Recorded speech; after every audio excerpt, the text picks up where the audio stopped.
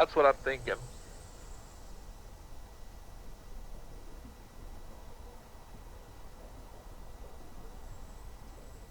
The problem with that is you need pretty good levy players.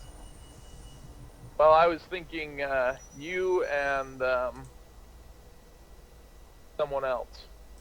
I know you play levy good. I think we should have like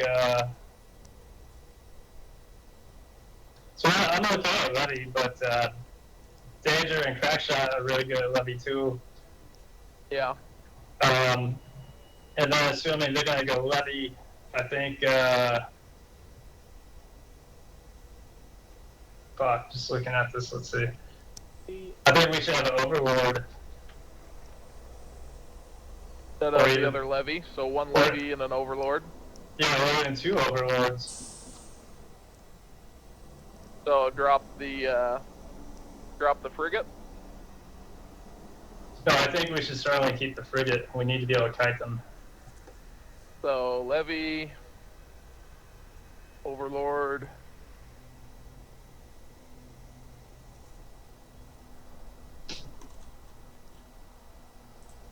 Everyone should just type like their best ships in the party chat. Like that way we can figure it out. That what you're thinking? Yeah, I just don't know who's really good at Destroyer though.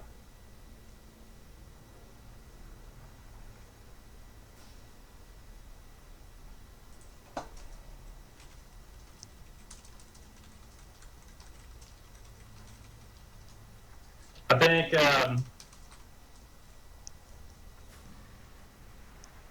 yeah, 2 always is good, but I do the Destro, but I'm not sure that I'm the best at it. yeah, and that's the thing. I don't think anyone really knows how to play Destroyer super well.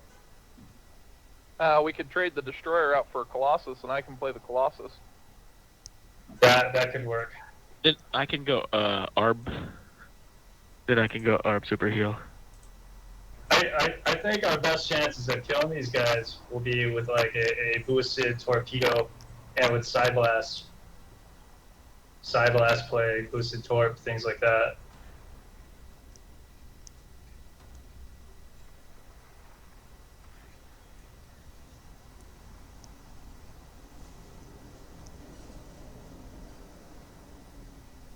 Yes, no? Thoughts, suggestions, concerns?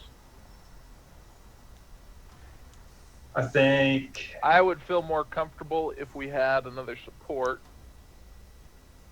Yeah, let's see. With the BC in instead of one of the overlords, and then back to Yamato. Yeah. Then get, energy deny if it's required. Well, these guys are gonna certainly try a warp trick.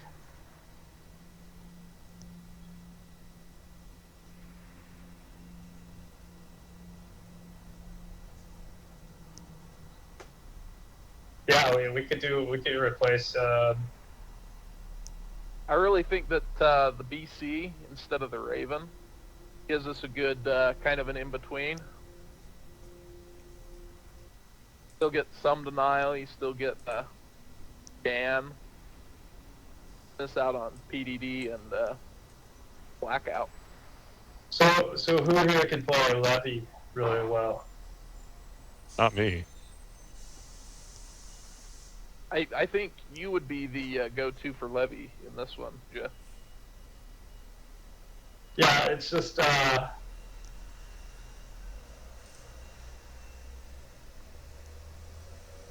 don't think we should do levy. I think they're gonna go levy, right? But I'm still gonna be outgunned if they go 2 levy or 2-3 tank.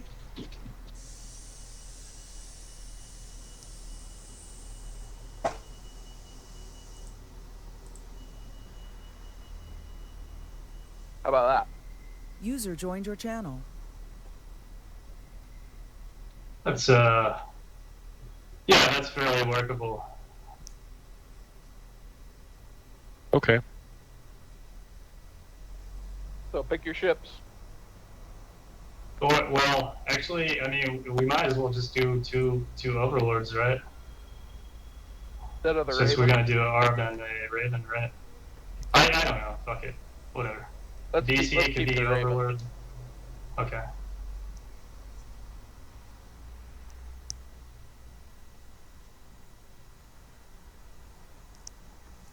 I actually want a frigate. Is that okay?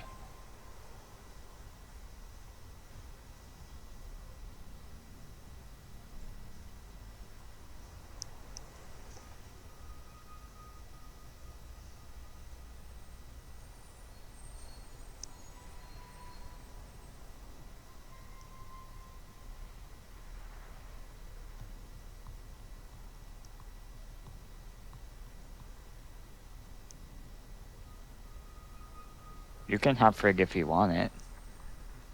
Okay. Yeah, I'd rather do that. And I think we should do boosted torpedo. Okay.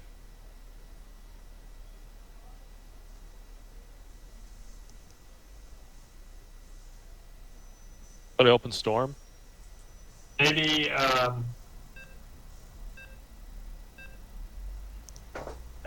open what you want. Storm is good, Okay. or feedback. Did we keep the Raven? We didn't keep the Raven, did we? We did. We did. Is it the Raven gonna open EMP? Who is the Raven, by the way? Maybe we should wait on the red and see the comp. Oh, okay. Channel switched. Alright, sorry about the slight delay there. They were still discussing the strategies. Interesting. So this is Crazy, aka Why Must I Sign In? And here we are in a 6-for-6 IH match. All the audio before this was the TeamSpeak discussion of strategy and composition going into this match. And so here we have Danger opening 5 missile. So slightly less range, but a little bit more damage per volley. ColonelPanic going heavy, well, mostly energy actually, and then some shield regen. And so, yeah, lots of shield regen from these two arbiters with the 2 frigates. Dirty also going missiles. So the idea here is that the frigates are going to be getting in a little bit closer, but they're going to be dealing more damage per missile volley, and then ideally the 2 arbiters will keep them up so that, as a consequence, they don't have a tank in the mid, right? So it's FFAALL. It's double Leviathan for each side lane, and then 2 frigates and 2 arbiters in the middle, dealing missile damage for kiting and the capacity for a double stasis nuke later on. ZDM going 4 shield 3 missile, Tassadar going missile, Ninja going missile and range, Sux going Seeker. Not the most common open, but since neither of these arbiters went feedback, it's going to work out for him. Wash going Storm, so a lot of damage open on this blue team. And maybe they were counting on there not being a lot of deny from the red team, and they were right on that count. I'm not sure that they quite were expecting no deny in the opening, but that's what they got, and it really worked out for them, I think, even though they are getting pushed back right now. Shling with Plague versus CRAKSHOTT, already up to 4 tents, 3 Swarm, and 3 Locusts. And down here we got Bruce still on 4 tents. And so the farm right now is about even though red team is just a little bit on the blue team side of the map. And so here we see a much more diverse build from the blue team. You know, they were counting on there being at least 1 L, and that's why they really wanted that Leviathan. And they were, you know, having a prolonged discussion against a team that you are pretty sure is going to have at least one Leviathan. Do you run a opposed Leviathan? And Ninja's argument was that, well, maybe, but maybe you actually don't want to run a Leviathan. Maybe you want to go, maybe get a K and some support in there, and then a frigate to kite, and try to work it out that way. And so it hasn't worked out phenomenally for them so far, just because the capacity of the Arbiter to keep these frigates up, keep their damage output high, has been pretty strong, but now, you know, Suxen coming out with 325 energy and PDD means that the missile DPS of these 2 frigates is going to be a little bit lower.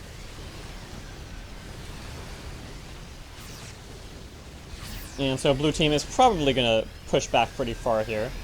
They're not quite leaking on the sideline, and Ninja has grabbed Fusion Torpedo. Washburne has grabbed Chrono.